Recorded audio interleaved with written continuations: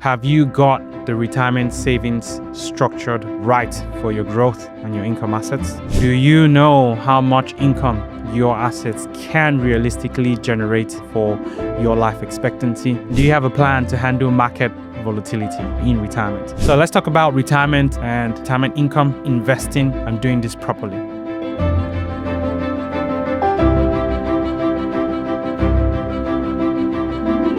Hi everyone, welcome to today's show. Today we're diving into one of the most important financial topics, pre-retirement planning. And instead of just throwing numbers at you, what I'm going to do today is I'm going to walk you through a real life case study of Jane and John Doe. You will learn how to spot problems, find solutions, and walk away with some key takeaways to apply to your own journey. So whether you're 10 years out or 2 years away from retirement, this episode will show you how to structure your income, your super, your mortgage, and your estate so that your money works for you and not the other way around. So let's meet Jane and John and let's have a look at their financial snapshot. So Jane is 51, John is 55. They've got 2 kids and a shared goal of retiring at 63 and 67 respectively. Ideally, they want an income of about $130,000 in retirement. So at the moment, John works in mining and brings home about $195,000 a year. Jane runs a cake shop and earns $59,000. They've got a mortgage of roughly $700,000 with some shares, 2 super accounts. John is about $499 and Jane is sitting at about $325,000. The good thing is after all expense, they have about $53,000 in disposable income, but here's the kicker. There is no plan for that surplus cash. And that's where the opportunity really lies in terms of helping them make the best of what they have. So the first problem is unallocated cash flow. So Jane and John have just over $50K left each year, but that's just floating around. So it's not allocated to anything specific. So here's the big question. Where should their money go?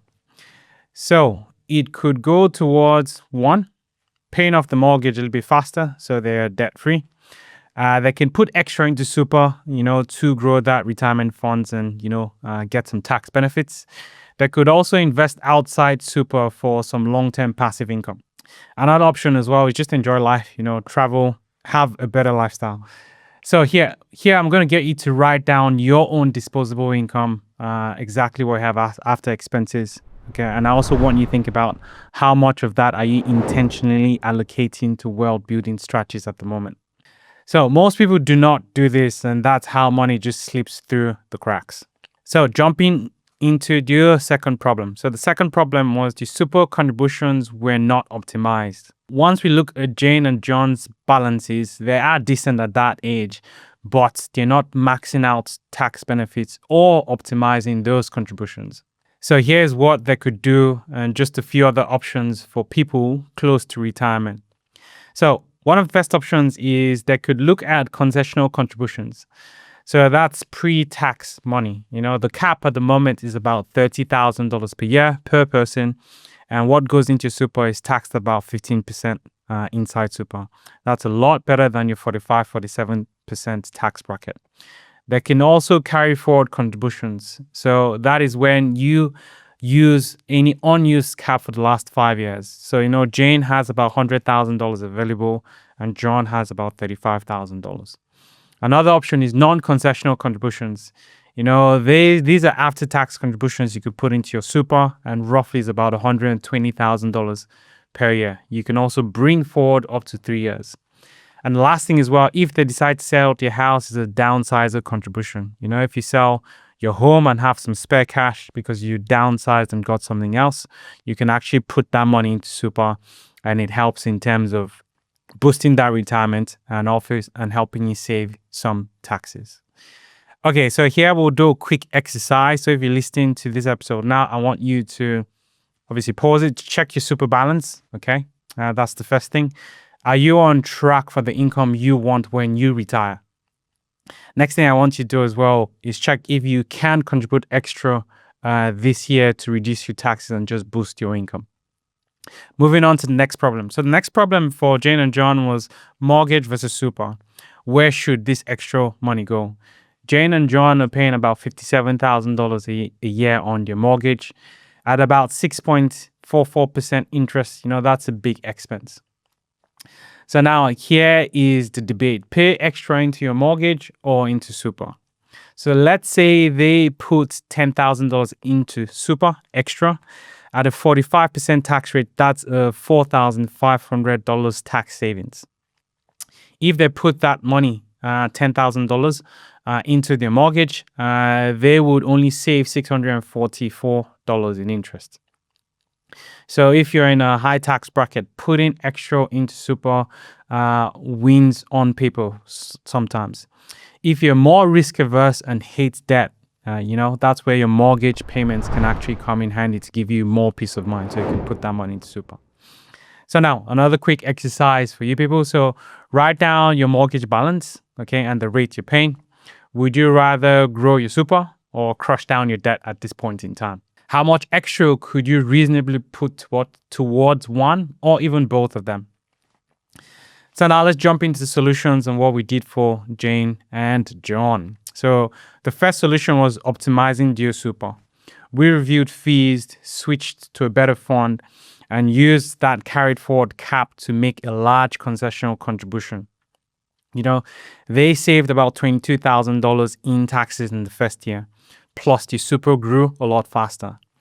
Jane was also able to salary sacrifice moving forward, keeping her under the tax radar while building that retirement wealth. A quick tip there for you people as well is compare your super funds, in terms of fees, past performance, and small changes go a long way because they add up over time. Now, moving on to the second solution, is the mortgage reduction strategy. So instead of spending their tax refund, we used it to pay down the mortgage.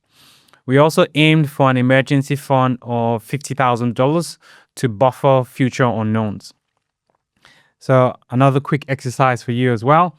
So pick a mortgage-free goal year. What year do you want to not have a mortgage? Calculate how much extra you need to put every month into your super to get you there. Into your mortgage to get you there. Moving on to the third solution, this was investing in some passive income and ensuring proper asset allocation. So let's talk about retirement and retirement income, investing, and doing this properly. So because building wealth is one thing, but preserving and drawing from it in retirement is a totally different ballgame. So for Jane and John, they wanted $130,000 per year once they stopped working. Based on their age and time horizon, that means they'll need around $2.1 million in assets in the super by retirement. That figure just assumes a 6% net return and accounts for income withdrawals over a 25 to 30 year period. Now, here's where things really get interesting. You just can't hope your money grows, and you need to invest it properly and intentionally as well. So especially as you get closer to retirement, and there's several reasons around this. And one of that is, poor investment choices could really result in shortfall, leaving you with less income than you actually planned. Another reason as well is being too conservative too early can really slow down that growth, and while being too aggressive too late as well can really amplify the risk you take. Another reason as well, without structure, your drawdown strategy can become very erratic, potentially triggering unnecessary consequences and emotional selling during market dips. That's where, strategy comes in, and that's where, sitting down with someone can help. So what did we do for John to create this strategy for them? So we created an investment approach that evolves with time and reduces the risk gradually. So first, we maximized their super contributions for both tax efficiency and long-term compounding. Then what we did is we looked at how their investments were allocated inside and outside of their super. We made the shift to a bucket strategy as well. This approach breaks down their retirement portfolio into three different parts. Okay, so we'll talk about those three parts now. So the first bucket is where you have your short term, okay, 0 to 3 years of funds, and that's held in cash or a conservative asset that covers immediate retirement expenses, so things like your holidays, your bills. And what that does is it creates a situation where you don't worry about this. And this is slowly built from now to ensure that they have what they need when they need that in retirement, regardless of the market movement at that point in time. The second bucket, and we call that your midterm bucket. So that's 3 to 7 years. So that's invested in balanced or moderate risk assets. This bucket refills, bucket one gradually as the funds are drawn down, grown from now on, but flows in retirement. And the last bucket as well, this is what we call the long-term bucket. So that's 7+ years. Is invested in high growth assets like shares, property. And this bucket really keeps their wealth growing now and even after they retire. This really helps them beat things like inflation and expand and extend the life of their portfolio, which can create better inheritance. So why does all this matter? Without a strategy like this, retirees can often make two big mistakes. Okay, the first one is they become too conservative too early, leaving money in cash and long-term deposit, which don't grow fast enough, to really outpace inflation and make your money work hard. And then second thing as well, they can stay too aggressive. And, that really forces them to sell shares during downturns to meet expenses or due to fear, locking in losses instead of just riding the wave and recovering. So by separating funds on time horizon, Jane and John can really relax. They know their money will be there and safe for them and accessible while also working hard for them in the background. So a few questions I want you to ask yourself, have you got the retirement savings structured right for your growth and your income assets? Okay. Do you know how much income your assets can realistically generate, for your life expectancy? And do you have a plan to handle market volatility, in retirement?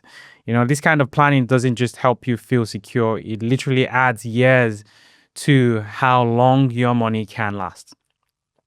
So whether your goal is to have $80,000, $100,000, or even $130,000 a year when you retire, the question is, how are your assets invested to make that happen for you? If you're unsure, this is where a tailored financial roadmap can make all the difference and give you financial clarity, peace of mind, and confidence. So moving on to the other solution as well. So the next solution was around estate planning, insurance, and just making sure the right people get the right money at the right time. Let's now tackle this because many people just delay or avoid that, but it's not just about what you earn or even what you invest. It's about what you get to keep and ultimately pass on to the next generation. So for Jane and John, like many couples, they've built up some super, they own a home, have some investments here and there as well, and have life insurance, okay?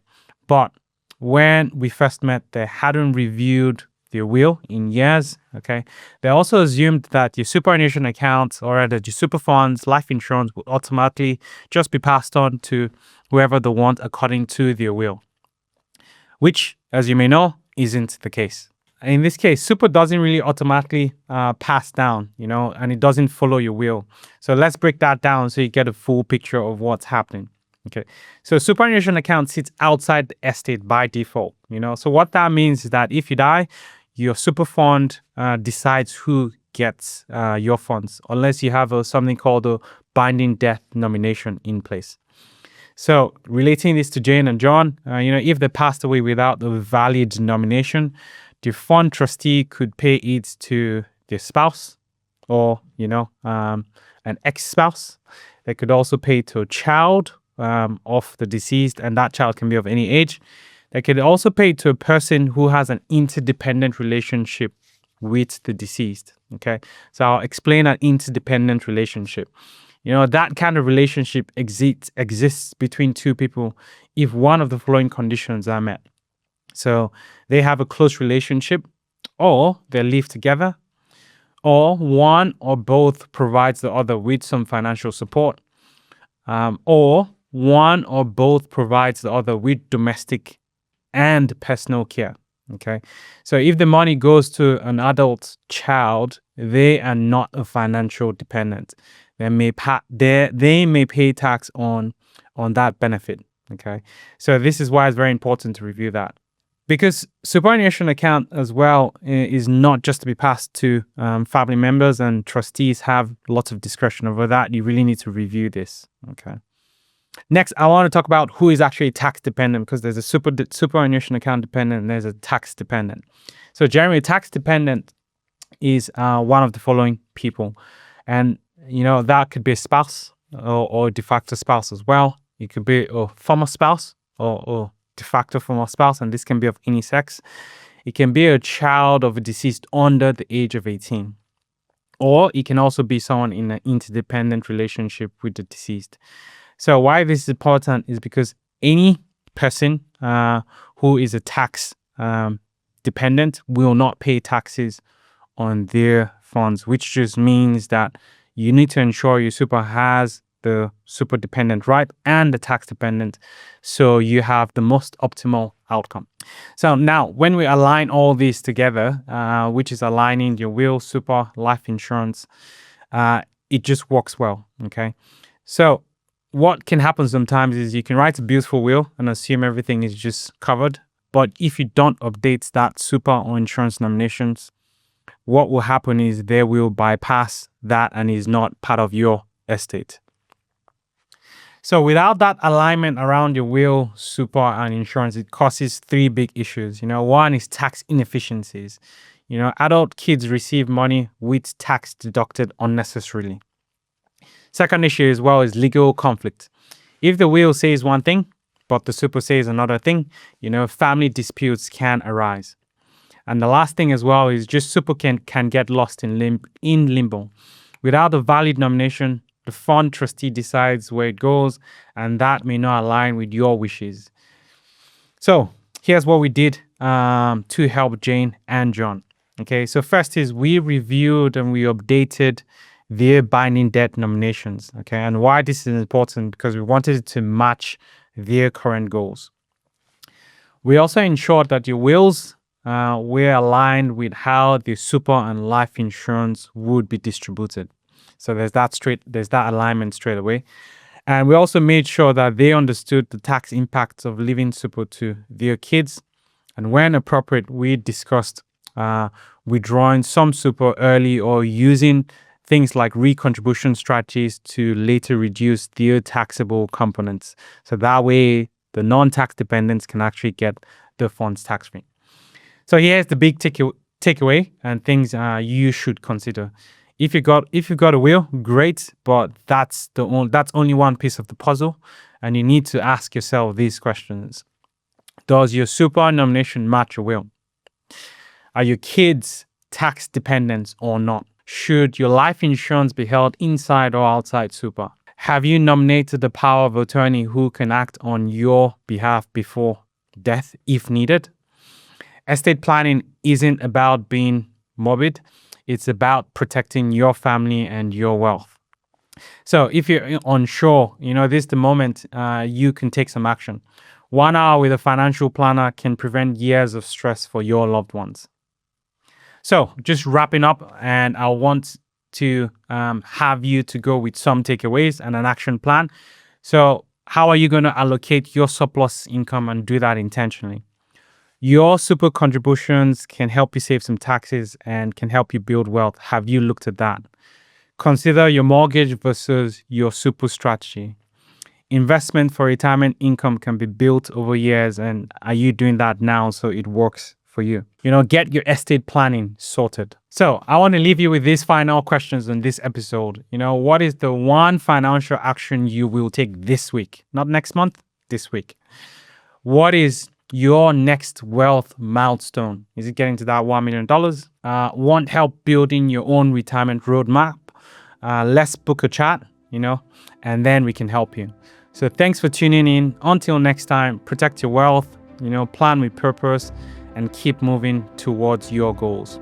What I also ask is, share this with someone who needs to hear this. It can be a parent, a friend, and you or them can reach out if you need help.